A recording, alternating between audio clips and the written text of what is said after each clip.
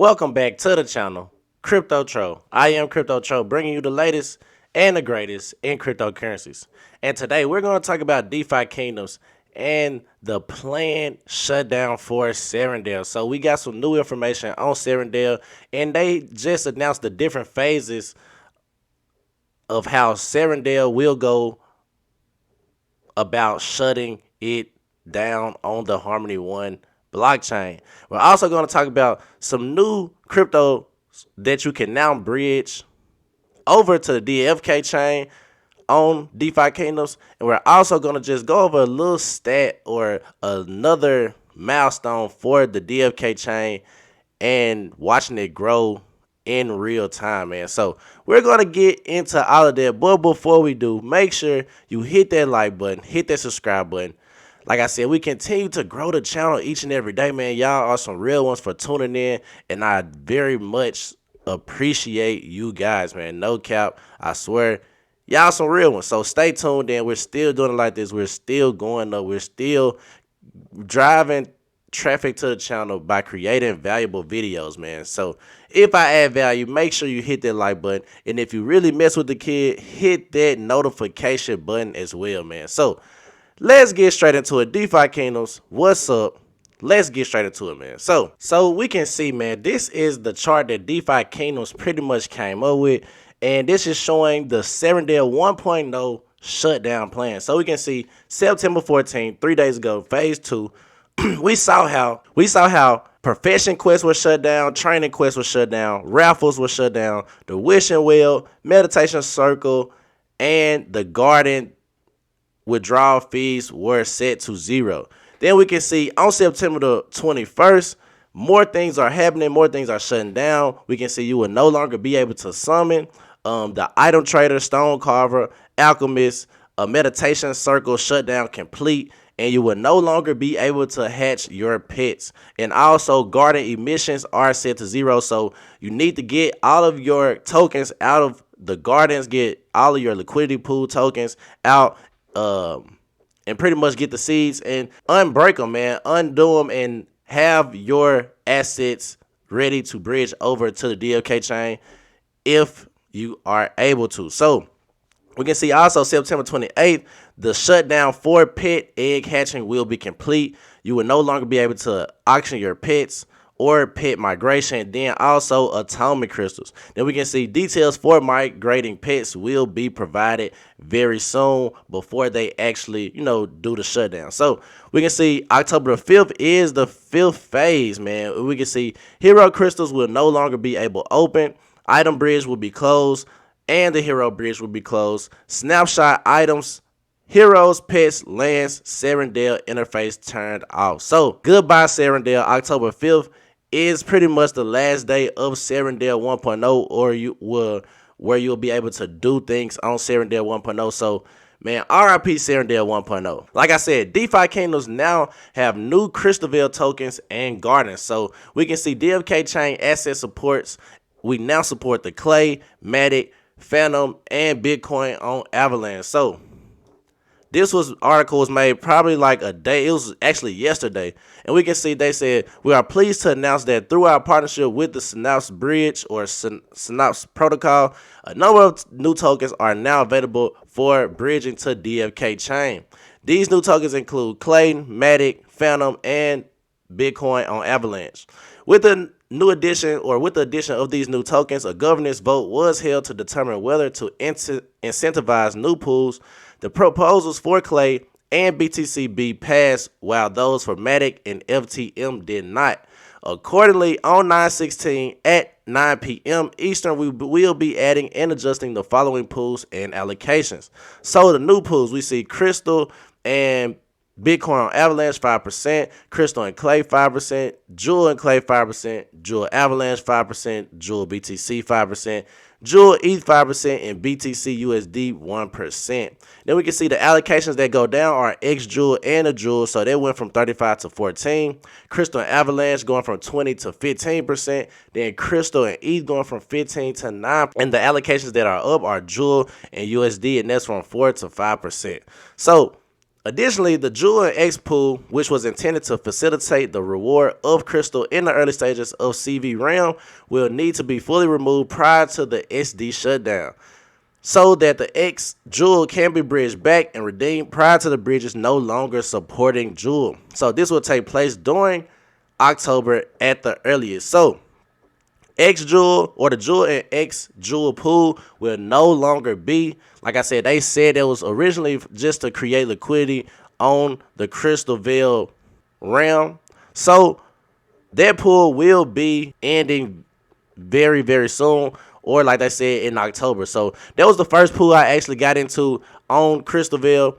And me personally, I'm just gonna break that pool down, and once it's time, redeem it back to Serendale 1.0, bridge it back over, and then we will still be having Jewel. So the jeweler on all realms will be pretty much where you can hold your X Jewel. So we're pretty much waiting for, the jeweler on Crystalville to support Jewel rather than Crystal or X Crystal. So let's get into something else that caught my eye. So Pieface is, is the digital director at DeFi Kingdoms, and we can see DeFi Kingdoms did over 2.6 million transactions on Friday and has done over 2 million transactions 5 days in a row, man. So it's also an increase of 1,300 active addresses on the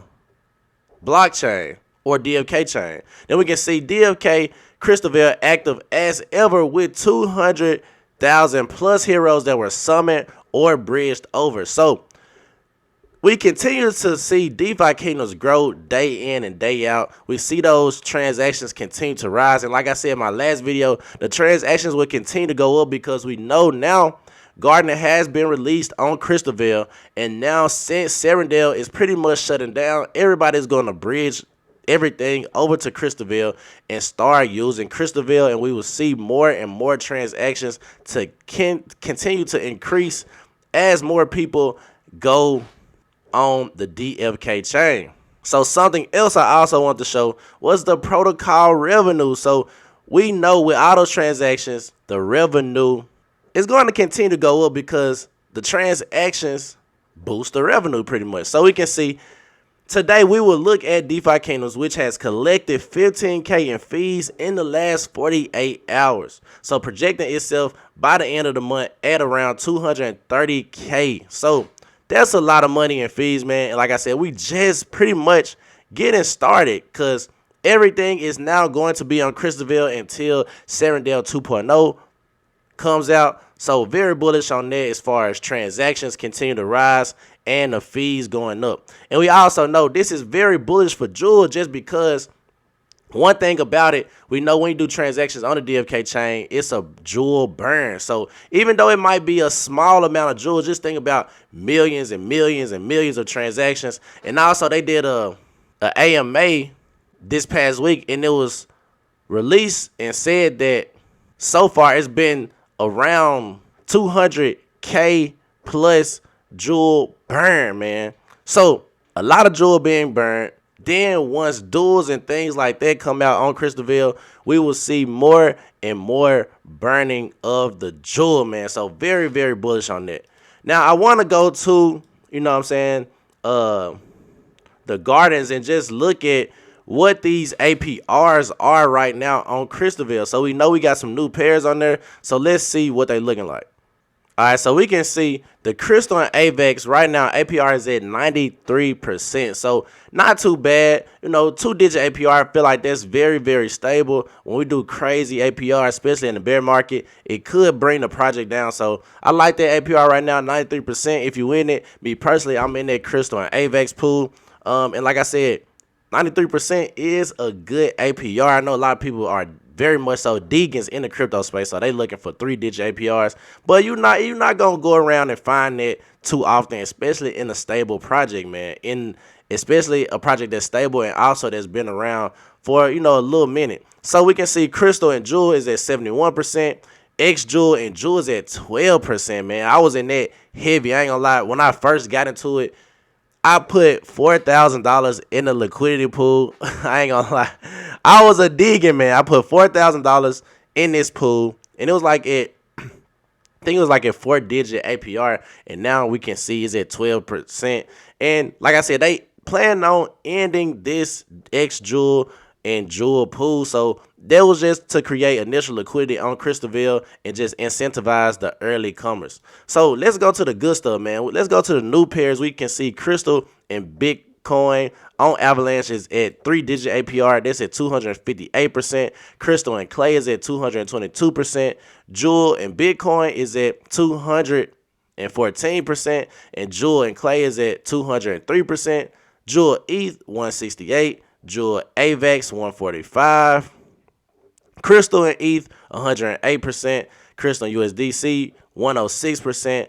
Bitcoin USDC 91%, man. Now that's me personally, I think that's a good pool you can get into just because we know Bitcoin is a blue chip crypto project. Then USDC is a stable coin, man. So that's probably one of the safest pools you can get into. Then we can see Jewel and USDC 90%, ETH and USDC 34%. So I also like the ETH and USDC pool because ETH is also a blue chip crypto project. So just matching it with the stable coin, I believe, is one of the safest routes in this specific one. So like I said, man, those are the new pools. You can get in the high digit APRs, 3-digit APRs, and make you some crystal ASAP. So that's my video for today. I wasn't gonna hold you guys up too long. Just wanted to give a brief overview of what's new on DeFi Kingdoms, what's going on, and how the project continues to elevate even throughout the bear market. So if I added value to you today,